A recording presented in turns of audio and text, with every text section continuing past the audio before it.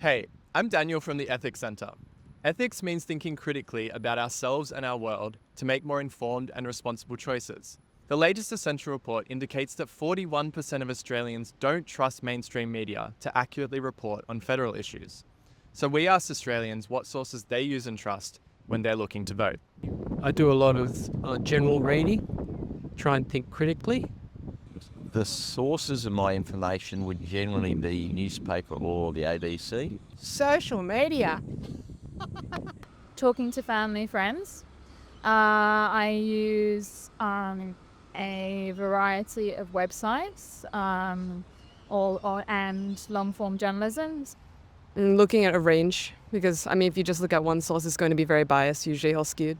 I'm lucky enough to kind of go to a cafe where they've got all of the four major papers, so I kind of flick through all of them and see their different takes on their idea of truth and the message that they're trying to sell.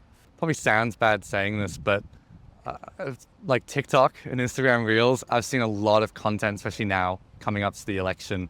I've seen a lot of content from the Greens, from Labor, and particularly the Liberal Party targeting younger voters like me, which, if anything, has motivated me to be more methodical in my research throughout the election, because it almost seems like they're taking it as a joke or that these issues aren't important, and so they're trivializing them in terms of like memes or trends. I do read quite a lot of news. So I read the Sydney Morning Herald and I do watch the ABC usually. I read The Guardian. It's all very cliched, isn't it? I do read the Daily Mail as well. I try to stay away from the commercial news sources. They are a little bit compromised in terms of their commercial interests. So I try to keep to either independent or non-profit driven media sources. One of the platforms I use and I have used for the last few elections is Vote Compass. I find that's a really easy kind of pulse check on what my political views lean towards, and then I can go off and do my own research beyond there.